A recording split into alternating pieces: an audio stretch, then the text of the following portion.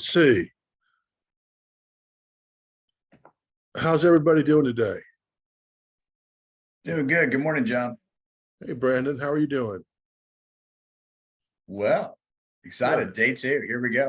yeah, day two. Yeah, day one for the sales thing. So, as we said yesterday, Jack, my son and I will be kind of tag teaming the sales portion of this, and it looks like I'm up today. So, Um, I think first of all, we need to establish the parameters. We've got, I believe, 39 more sessions. So we have 40 sessions total. And so we got plenty of time. So we don't have to rush this thing. My general understanding is all of you come from different parts of the service, and you're all, about either out or about to get out and want to go into some type of tech sales. Is that correct? Well, actually, John, in my case, I ultimately am looking to uh, get as much as I can into the cyber security community. Yeah. I think just the mentors I have right now are pretty much saying, okay, you're an EOD guy by trade. You don't have the background. You're just now setting up your certs. This is where you can learn a bunch and start building the experience, the skill set. Okay. And so, but would that be eventually some type of sales job in the cyber world, or just in the cyber world?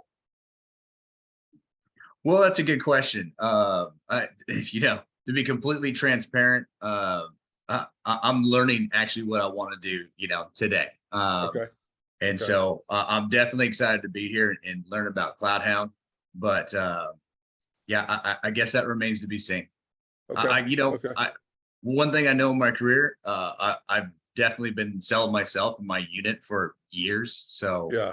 I would imagine that, at least I'm bringing something to the table.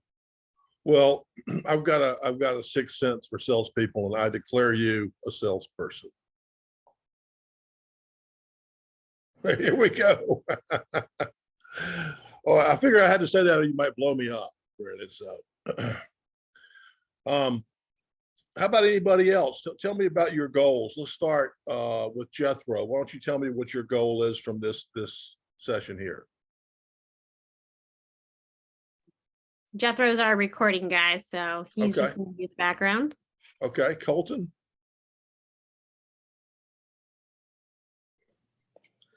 My goals for this skill bridge is really just to acquire as much knowledge as possible on sales and tech sales. Right. Really just kind of increase my professionalism and learn if this is going to be a good career to go into Okay. for myself. And yeah, really that's it. Just trying to learn as I go and see if this is really what I want to do once I transition out. And what have you been doing? Right now I do technical stuff, so I'm a network technician Okay. in the Army. So I have some technical expertise stuff, but I'm looking to get more into the sales. Yeah. Well, it certainly will really help that you have real experience with how things actually work. You know, there's a lot of salespeople out there that do very well that don't understand half of what you already know. So it's good that you actually know something. So that's a good start. Yeah. Thank you. Thomas, how about you? Good morning. So Morning. I'm pretty similar there. I've been working in the IT field now for the last 7-8 years, and I'm just trying to kind of expand on that knowledge and learn a little bit more of the project management side. That'd be big for me, just to kind of increase my knowledge of the field in general. Okay. So tell me that again. You've been working in IT management in which part of the service? Which branch? I'm in the Marine Corps. In the Marine Corps. So you've been in IT in the Marine Corps, you're getting out, and are you considering a sales job in the kind of the managed IT field? I am, yes. So Okay. right now I just I'll be done in February. So yeah, whether I do sales or, you know, what I've been doing, I'm Yeah. just kind of trying to leverage my options. Yeah. Well, have you thought about working with an MSP? Do you know what an MSP is? I do not. Well, it's a good thing to know, good acronym to know, because that's part of what we're going to be helping you with is bridging the gap from, you know, the crazy acronyms you have in the service and the new acronyms you're going to learn in the outside world. But MSP just stands for Managed Service Provider. And there's tons of them. And some friends of mine own them and start them. And basically what they do is they say, you know, if you've got let's say a small to medium sized business and you don't have enough, you know, resources to have a really good IT person or really good IT staff, you outsource the management of all your IT to an MSP. And so, you know, the goal of these MSPs is to get, you know, 100 or 200 people under contract. And of course, you've got your team to manage it, and they can be very profitable. So yeah, I think that might be a reasonable place for someone with your background. Where do you want to live?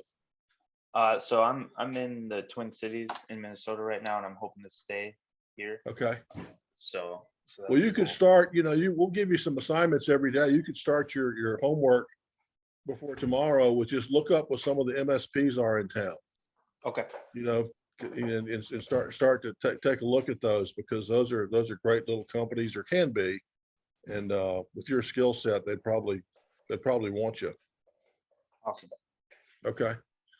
Stephen, what's your goal?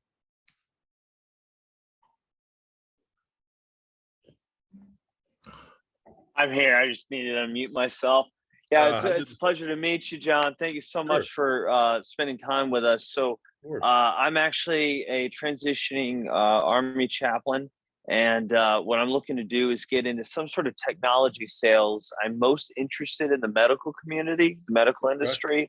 Yeah. But a big purpose of me being here is not only to learn some skills, but also to investigate and just learn about the technology, the IT, cyber, and project management side of the game, and just see if something piques my interest, and maybe I find something that is Yeah. more fitting that I didn't even know about.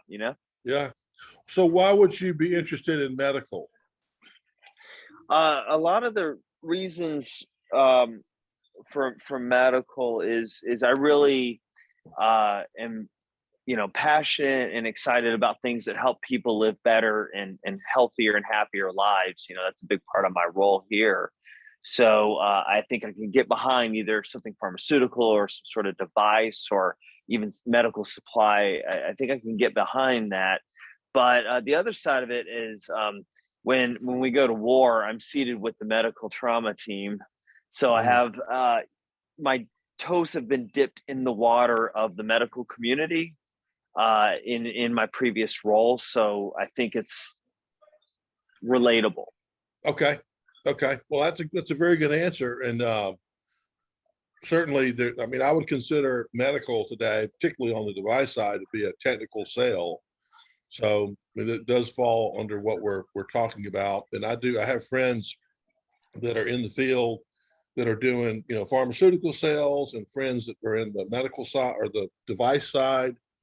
And it's a darn good business. That's for sure.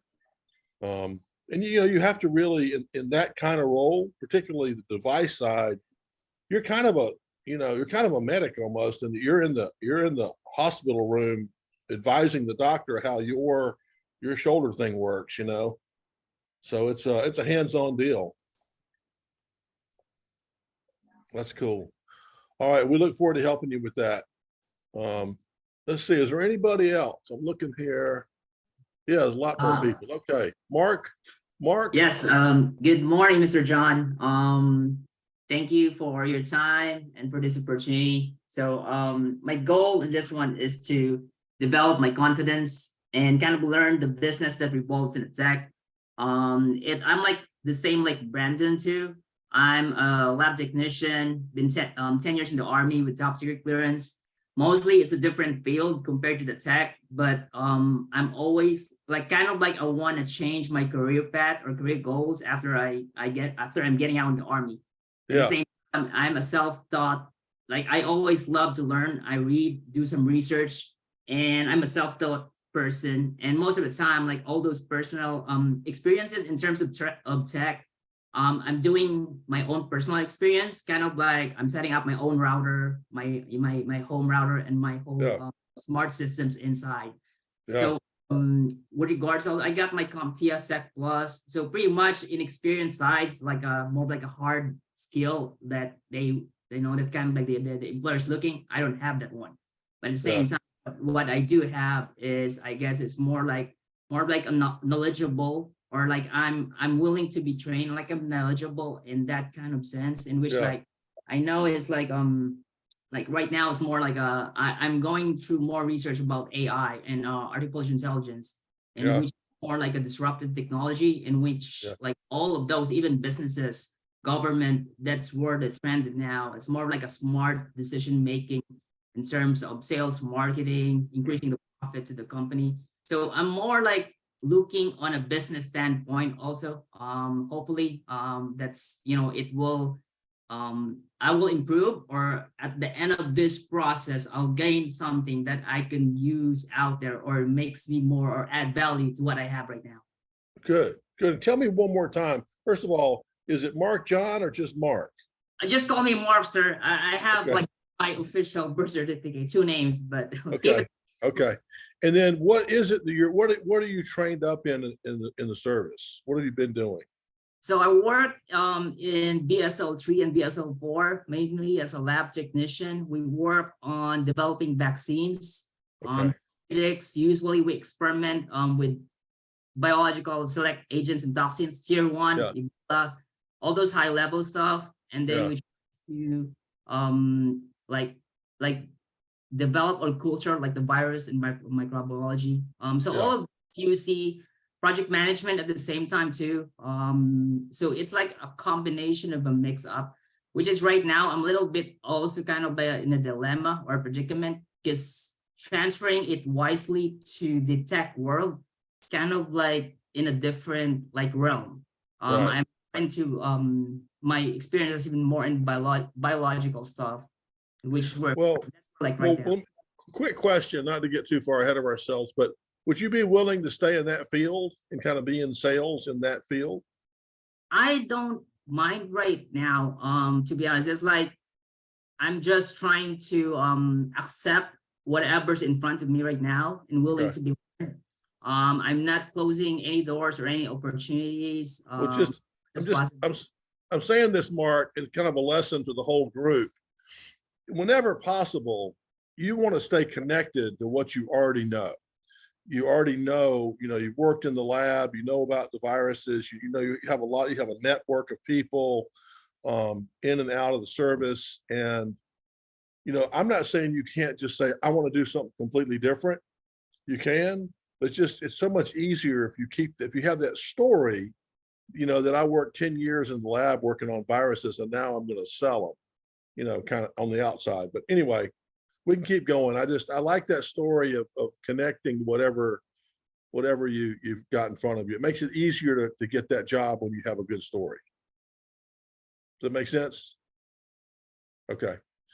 All right. Troy, looks like you're up next. Hey, morning, everyone. John, thanks for chatting with us. Sure, man. Kind of late to the party here. Sorry, I was taking care of some processing stuff. Is it just Okay. going around saying what our goal is? Yeah, actually, what are you trying to get out of the program? I've got my ideas, kind of what we thought everyone wanted, but I wanted to hear from you first. Yeah, so I was raised by two parents that have been in sales for like the last 30 to 40 years. So just seeing what they've been through. They're more so like sporting goods sales. Working with like Dick's Sporting Goods and companies of that nature. But so I saw what they did growing up, and I've kind of been like the technical side of things. So like I have a background in like economics, data analytics. So just more of like technical expertise. And I figured that I have more of a passion, like more more passion for like a people person working in the sales side of things. And I think just merging those two things together and tech sales would be a great fit for me. Okay. So parents were been in sales, sporting good kind of stuff. You've got kind of a data and economics background. Mhm. Is that right? And do you like that? I do, yeah. I definitely like the independence of that, working Yeah. in just data analysis and just software engineering, like coding, like Python, C++. I have a lot of friends that work like in finance, but more of like the technical side of things, working with companies to like forecast rent prices for like commercial real estate and things of that nature. So I work, or I have at least been in that environment with them, having those conversations, and a lot of that stuff is interesting to me, but they also don't have the people person side of things. Like they don't know how to relate that information Yeah. to the layman, right? So that's why I really like the technical expertise, but also being able to relate that information to the normal person, rather than only be able to have conversations with people that know the exact information they're working with. Okay. That's good. That's cool. All right. And so you'd like to get a sales job in that field at the end of the program. I would say that that's probably my primary goal right now, but listening to like what Steven was saying, I'm not closing any doors. I'm sure that something Yeah. or someone will pique my interest in talking about something maybe completely different, but Yeah. Yeah. that's probably what my focus is in right now. Yeah. But as I said, I'm not closing any doors. Okay. All right. Who's next? Is everyone gone? I think that's it. Okay. Good, good, good. Okay.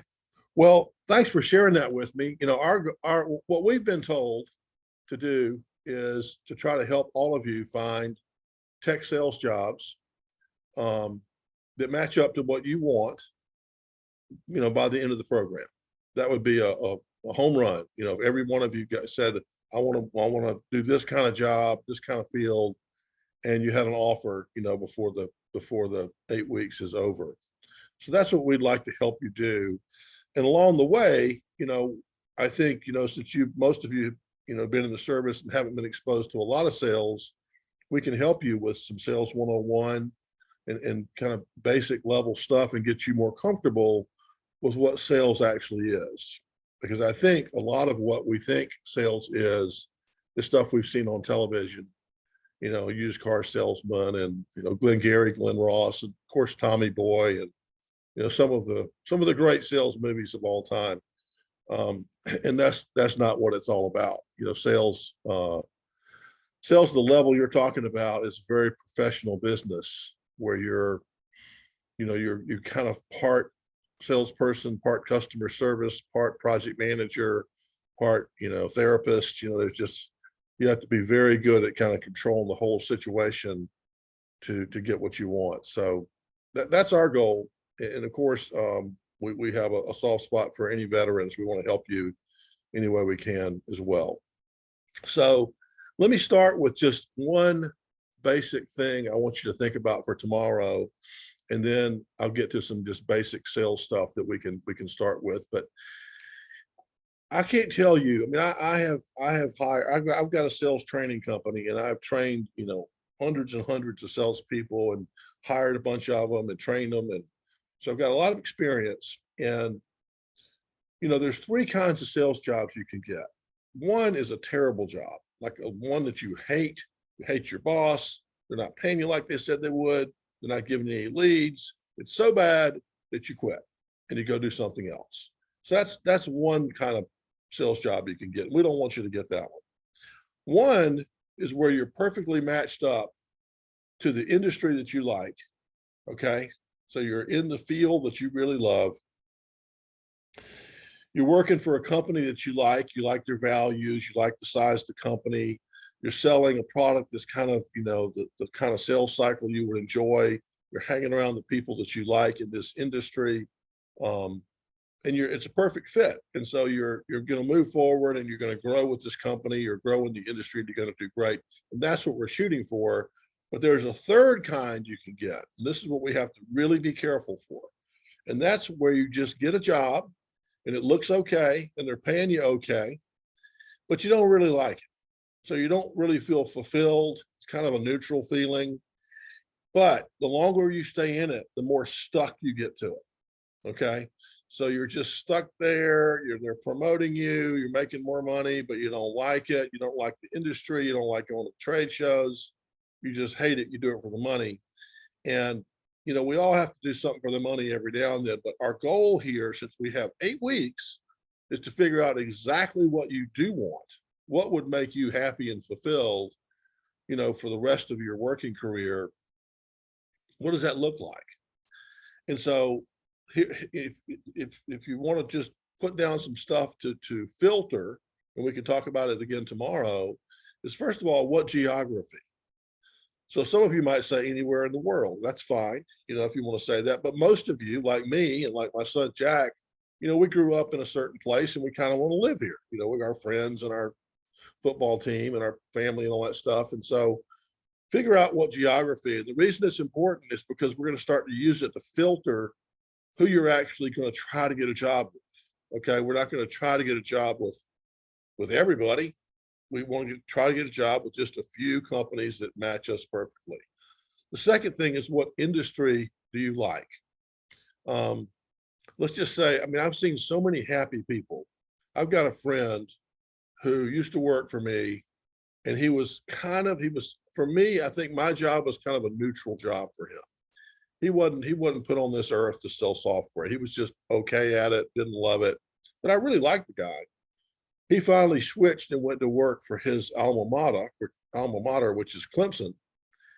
And he's like a fundraiser for them. And so all he does is travel around the state, dealing with alumni and, raising money and going to all the games. He's the happiest guy I know. I've never seen someone so happy. His job makes him happier than what he would do if he wasn't at his job. And it's because he loves Clemson. He's been a Clemson fan since he's a kid. He went to Clemson. He was the Clemson Tiger. He was the guy in the Tiger thing. And so he's just like so tied to Clemson. To be able to go do all that stuff just makes him happy. And so I'd like you to think about that for yourselves. What would that look like for you? What is something that you're really into? And here's the trick. I'd love you to answer this one question for tomorrow. If you were going to pick one trade show to go to every year for the rest of your life, just for fun, what would it be? Would it be the bass and tackle show, or the jazz show, or the lubricant show, or the whatever show it is? But what would be the one you would go to just for fun? So we can answer that tomorrow. Does anyone have any questions about the general parameters for the job? So we have geography and we have the industry. Okay, you want to pick your industry, you want to pick your geography, you want to pick the size company. You want to work for a really big company, you want to work for a small company, you want to work for a startup. Start to filter it down, and eventually, I'd say within a week or so, everyone's going to have a list of no more than 10 companies that would be your perfect pitch to go after. Can I ask a question, John, really quick? Yeah. Since you're on that subject of, Sure. the dream job. Yeah. I bet I'm not unique in the anxiety with everybody else in this cohort, knowing you don't have that job right now.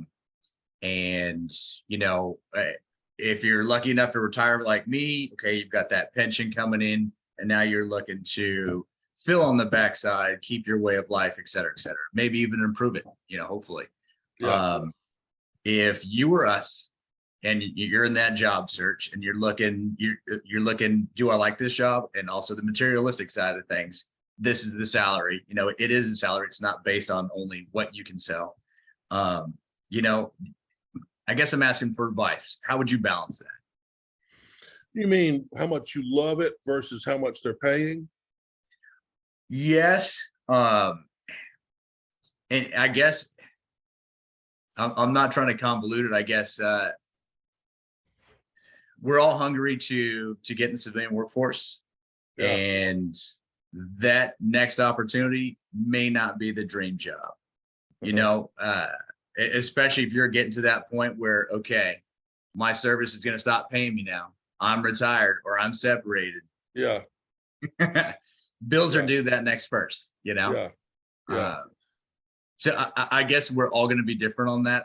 Yeah. Just looking for some advice. Okay. Well, it's a good question. Very good question. I encourage all of you to ask questions.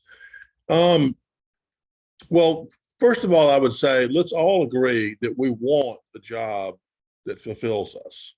I mean, that would be ideal if we can afford it. We can find the job. We want something like my friend Bubba, who skips to work every day because he loves Clemson. That's what we would like to find. And my premise is that most people don't have that in life simply because they haven't ever tried to get it. I mean, most people, in my experience, take the first good job that comes along, good being like, how much do they pay? And they take the job and they get sucked in that vortex. And so let's agree we want that. Now, I'll also agree that there's a certain amount of money that everyone has to have based on your circumstances. And so depending on what that is for you and what timing is, you might expand that search. You might expand the search. But I will tell you, I don't want to make this John Sterling story hour, but when I was in my 20s looking for an entrepreneurial opportunity, there was a time when I took a job as a tire loader at Michelin on the third shift, just because I had to make a certain amount of money, it wasn't much, but I wanted to spend the rest of my normal time looking for this opportunity, where I could actually do something interesting, which I found. But I was working, the midnight shift hauling tires around. And so sometimes you might take a different kind of job, just something to fill the gap until you find the perfect thing. Does that make sense? It does. Thank you. Okay. Okay. Another thing might be to get one in the bag, go ahead and get an offer or two in the bag as soon as possible and keep looking for that great one. Like, Mark was talking about, the lab thing. I don't know how many labs there are, that are hiring people to go out and call on people and sell. But, if there was 10 of them within his geographic boundaries he could talk to, I mean, don't you want someone who's been in the service, who has been in the lab, who knows what the hell they're talking about, who can go out and have that, that credibility? I mean, the very best people in pharma are people the very best people who make the most money in pharmaceutical sales or medical device sales. Do you know what their background is? It's kind of a tough one. Brandon? I would guess it would be a medical background, a pharma background, or at Well, least exposure. You're right in a way. It's people who went to medical school who dropped out or who got their degree and decided not to be a doctor. They said, I don't want to do it, but I'm going to go in the medical field anyway with this degree. And they just, because they've got they've got stuff to talk about. They relate with the other doctors. So that's why I'm so big on trying to connect with whatever you already know, trying to connect with that. So for example, EOD, cyber, I don't know that cyber would be a new thing for you, wouldn't it? Absolutely.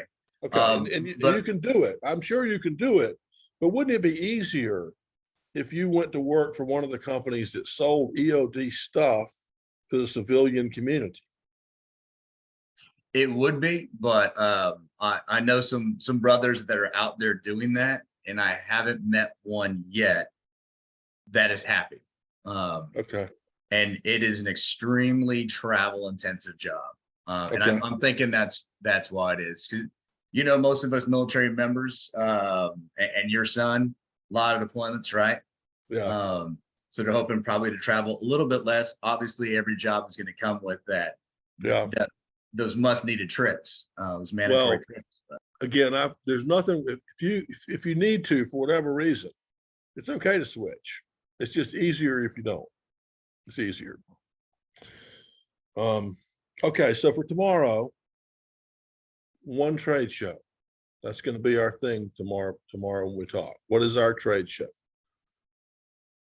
I'll tell you what mine would be tomorrow. I'll tell you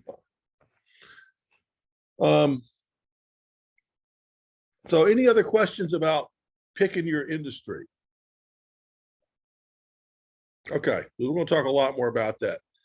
Has anybody here read my book? I don't know why not. I've sold 800 of them on Amazon. Can't believe it had to filter through to you guys. Look on Amazon tonight and see if you can download it on Kindle. It's called Sales for Noobs, Noobs, FOR, Sales for Noobs. And I think you can download it for free on Kindle. If you can't, I'll send you a copy. So just tell me tomorrow if you can download it. And if not, I'll get your addresses and I'll send you a copy. But I wrote a book where we talk about a lot of this stuff that we're going to be talking about over the next 8 weeks that you might enjoy. Okay, so we've got about half an hour left. How do you feel about talking about sales a little bit? Is that good? Good? Okay. All right. So, Troy, we'll start with you. What do you want to know about sales? Pretty much, I'm in the boat right now. Like I don't really know what I don't know. So I obviously I grew up around it, but in terms of Yeah. like cold calling and getting clients and signing clients, I don't really know the intricacies of all the details. So probably that's the answer right there. Probably just all the details that go into bringing clients on board. Okay. Stephen, how about you?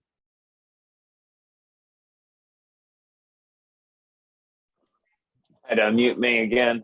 I'm looking for your book, by the way, on my phone here, trying to find it. Okay. All right. I have Amazon. I'm on Amazon Germany, so I don't know if it'll be on there. Okay. So I think really when I think of sales, John, I think of there's somebody who is helping guide an existing customer or a potential customer in the buying process, which is the applying certain solutions to a given need or pain point in the company, whether that's an HR solution, an IT technology solution, or a supply solution.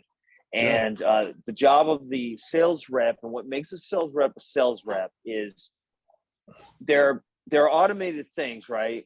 Where somebody can go on Amazon and look at your book and push a button. But the salesperson is needed to guide that process for the customer. That is what is different. That is why you need a sales rep. Right. That's a great explanation, by the way. I mean, that regardless of how we get there, that is what it is. We talk to prospects or customers, and our job is to part of the job is just trying to initiate that conversation where we can have an honest conversation and find out, do they have a problem? And if they do we have the stuff to fix it? And at that point, you try to put yourself on the same side of the equation as the customer, as the prospect. Y'all are now on the same side. They have a problem they'd like solved. you'd like to help them solve it. So now you're both trying to figure out, how do we get this thing done at this company?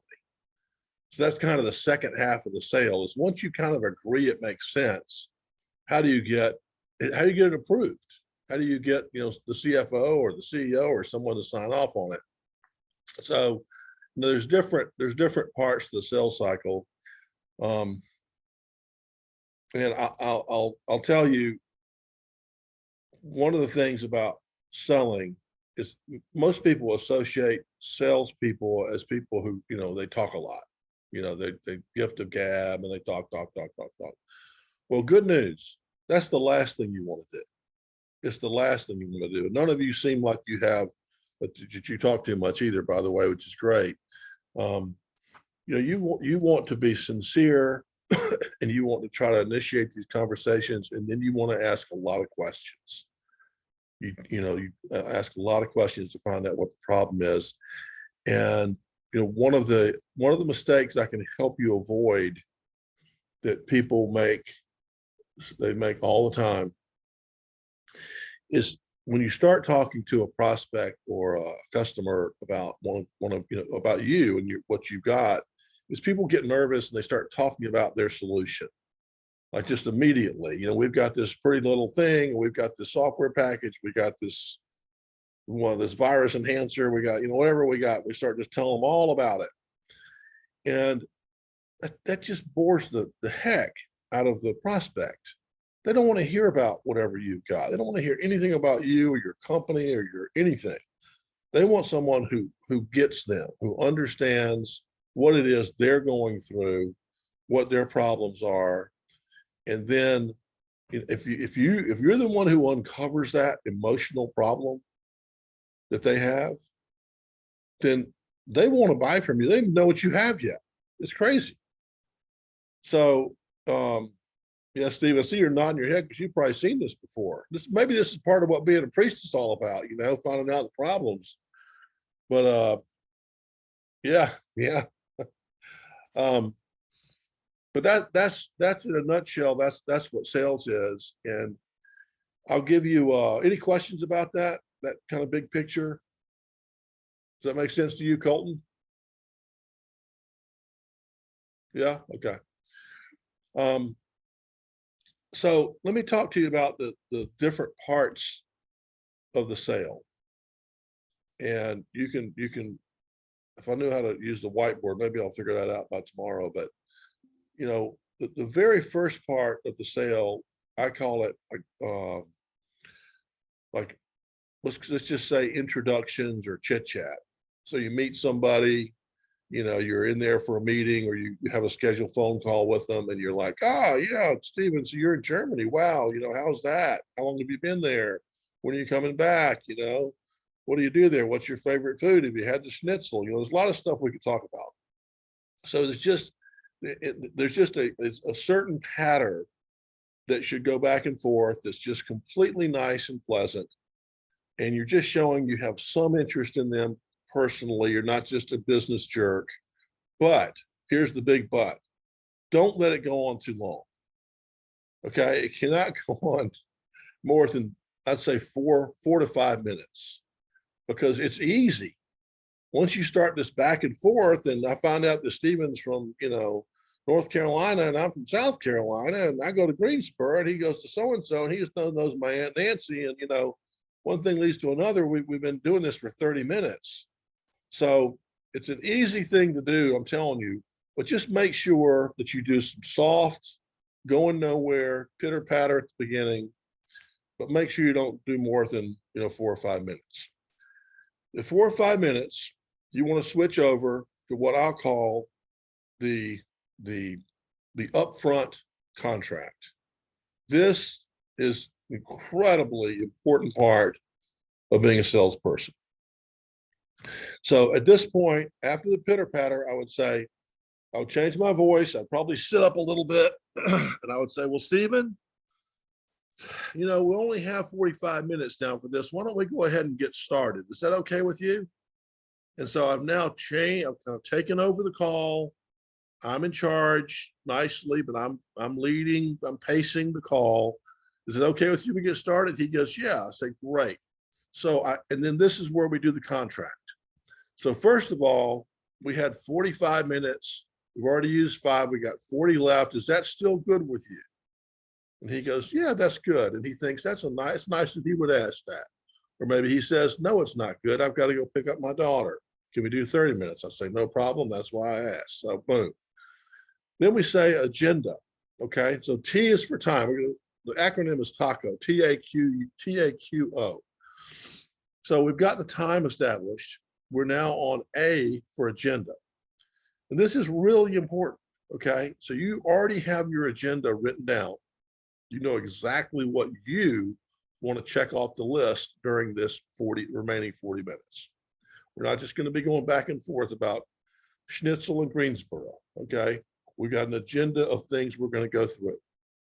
So I would say something like, well, Stephen, I'm going to, during this time, if you're okay with it, I'm going to ask you questions about your operations, you know, what the problem is you called us here about. I want to ask you about how much that's costing the company, how quickly you want to get it done, how you would get that approved internally, who else would be on the group decision. So a lot of questions like that, if that's okay with you. And I want to get those checked off the list. And at the we're going to talk about money and et cetera. And he's going to say, okay, that all sounds good. And we're going to say, okay, what would you like on the agenda? Again, they're going to be so thankful.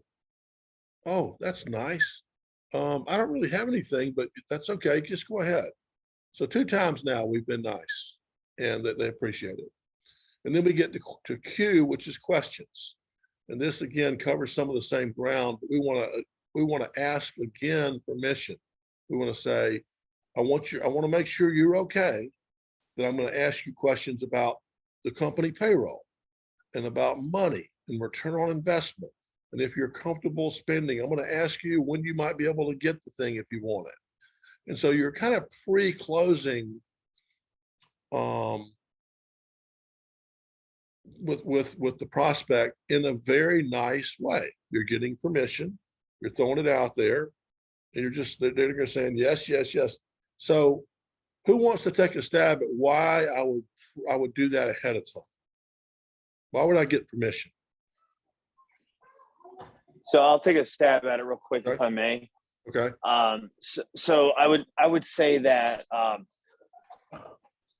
obviously there is a lack of trust that you need to overcome, that you need to connect and get fixed. You need to build a bridge of trust between them.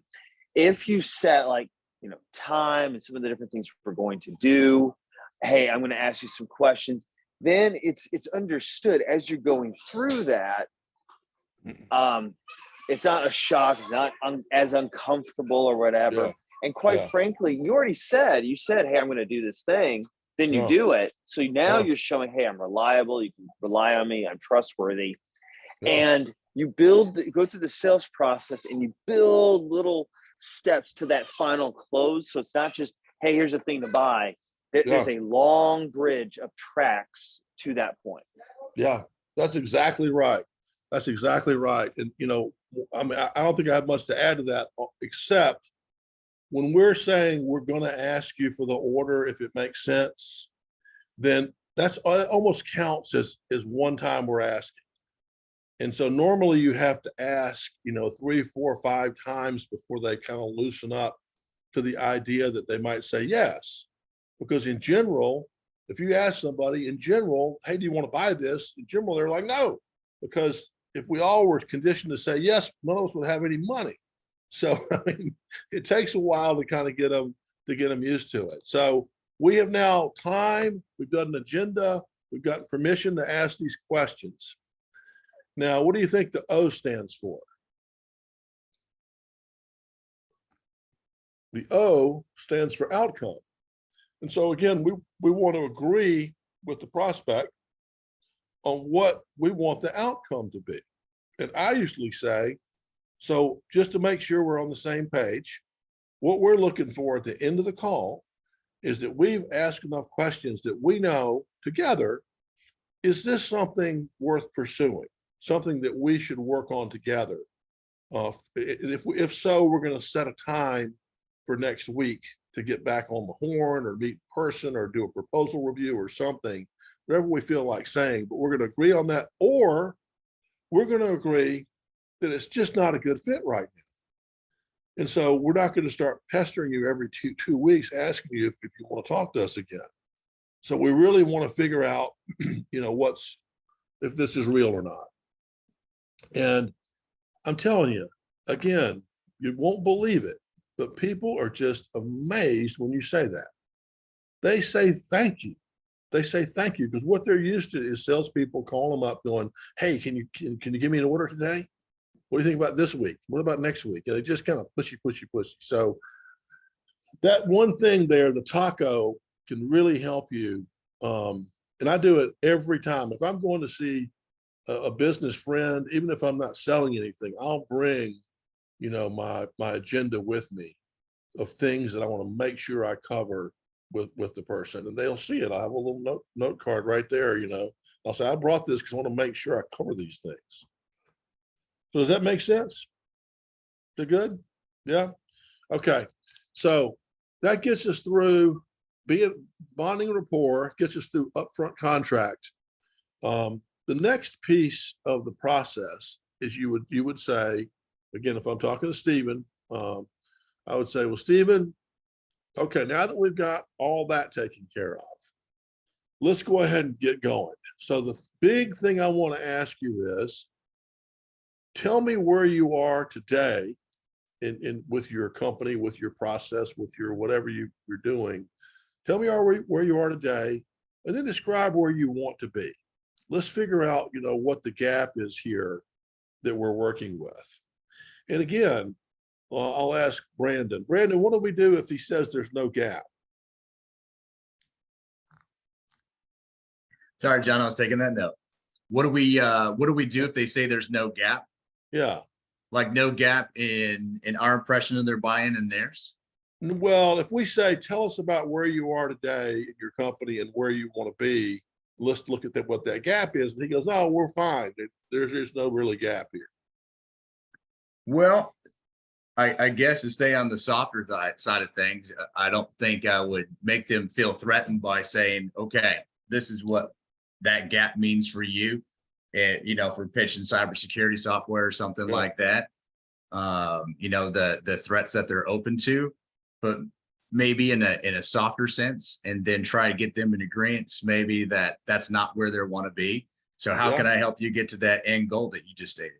Well, that's a Something good like point. I mean, what we're looking for is someone to say, well, here's my situation.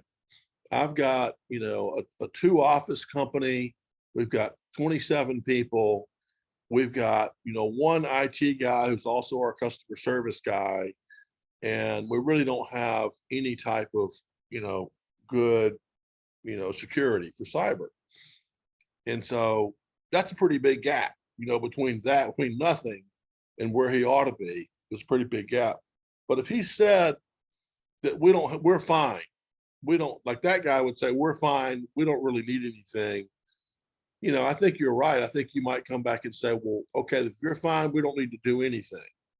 But what a lot of people do that are fine is they still go ahead and get a security test or a pen test or they get some kind of test just to make sure, once a year they're as good as they think they are. So I agree with you. You could do that. But in general, what I was fishing for was, if you can't find a gap, if you find someone who's like really in good shape and they've got it all covered, then you can politely back away. I mean, that was one of our objectives, is if there's not a good fit, we'll say, no problem. We'll just back away, and we'll come back, we'll go find somebody else. And if you ever need us, let us know. I mean, that's one of the great things about sales most people don't know. You don't have to close them all. You're not going to close them all. Our job is to find the ones that need us and calmly walk in there and deliver it to them. We don't have to be in a big hurry. That actually makes sense, John. If I may, wouldn't that also kind of leave your reputation in a positive way with that company. Obviously, they're tied into the industry. They may be Yeah. good, but their Absolutely. brother company down the street may Yeah. not be good. And they may say, hey, I got a guy. Give him a call. Absolutely. Absolutely. Absolutely. It happens all the time. And that very company may call you back because they like the way you handle that and say, as it turns out, we do want someone to come take a look. They're just so used to bad salespeople that all you have to be is, pretty good. I have a question, Yeah. John.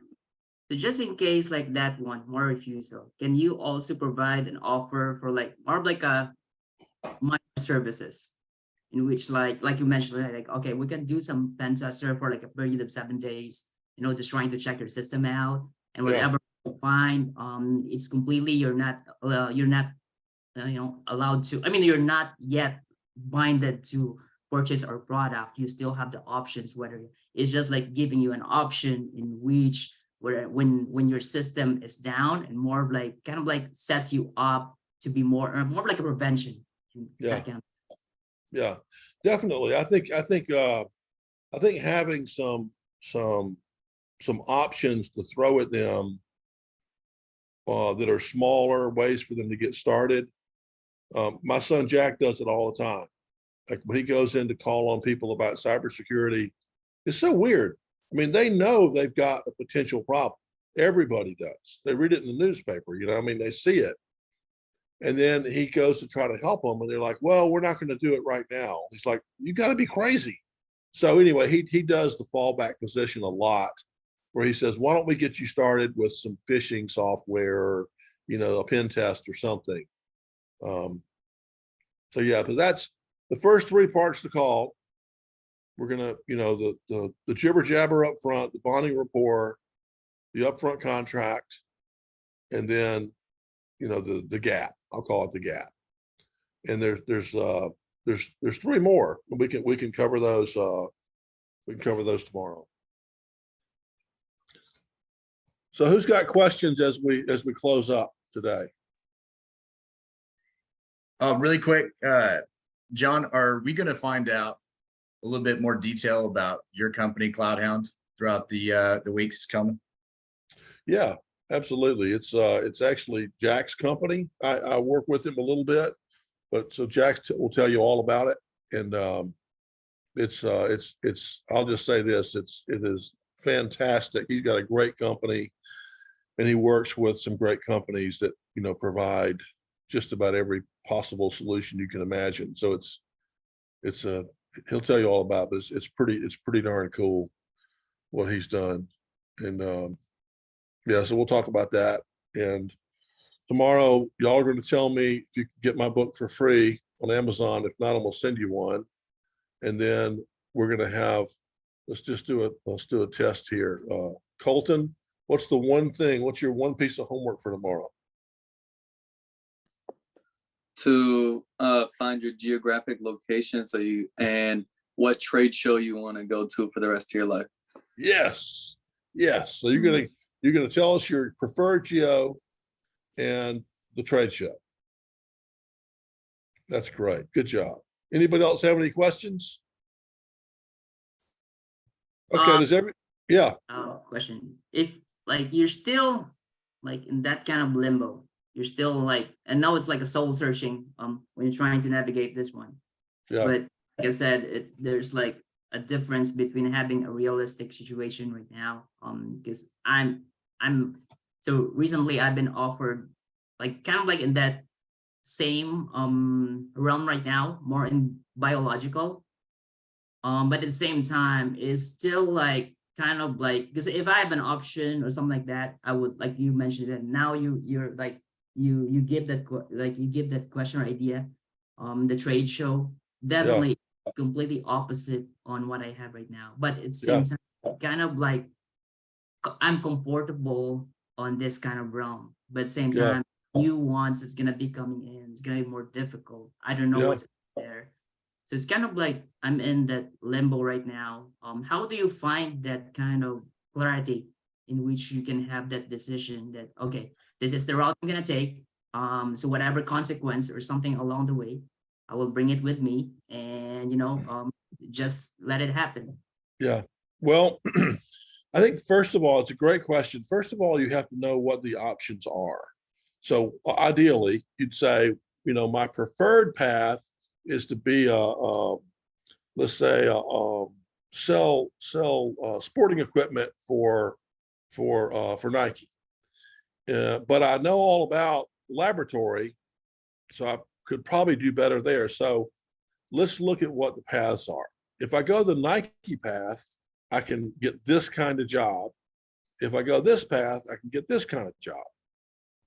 And so just look at what the numbers are, and if one number, if you can be happy at the Nike number, then you probably ought to go the Nike path.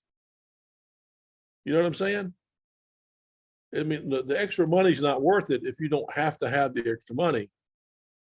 So the other thing you can do is you can say, well, I'd like to go the Nike path, but I'm going to go ahead and lock down my lab path and have, a good job here while I try to get into this field over here. So you can do it both ways. So if we know that we're going to go the Nike path, if we can make this much money in this geography, in the story, then that's what we're trying to do. But in the meantime, we create something in the background that gets us by until we get there. Does that make sense? Makes Okay. sense. Thank you for that advice. Good. Well, listen, you got 38 more days of this, so I hope you enjoy it. Listen, I am so excited to be working with all of you. I love doing this. I love helping people, chart their course in sales and kind of get up to speed. So I'm happy to be helping you, and I look forward to tomorrow. And I think from here, does everyone know where to go next? Yep, they all just hang out and we'll get them You've situated. been watching the whole time, haven't you? No, I haven't. I've been in and out. I was taking some client calls. Okay. All right. So I'll just ping off, I guess, and we'll see you tomorrow. Yeah, thank you, John. Thank you. Thanks, everybody. All right. Thank you. There were some amazing takeaways. I wasn't able to sit through the whole thing, but I did enjoy what I heard, and I took some notes. And Stephen, thanks for posting stuff in the chat. That was great to come back to. Okay, so as we regroup, I know people are going to be coming in here over the next minute or two. If you are in the sales cohort and you want to hang out and make sure that you get all the information from Udemy, please do. And then after that, you can be released for a short break. We're going to be doing our career development at 1 o'clock. Hey, how's it going? Hello. Hey, Jackson, thanks for coming out. I believe there's only one member who didn't get their activation specifically, and that was Kwanzi Singleton. Is he on right now? I'm finishing everybody. Okay. Would you mind sending their email into the chat, and then after we hop off, I'll make sure that they get that information. I might have just overlooked that. Sure. He's connecting to audio right now.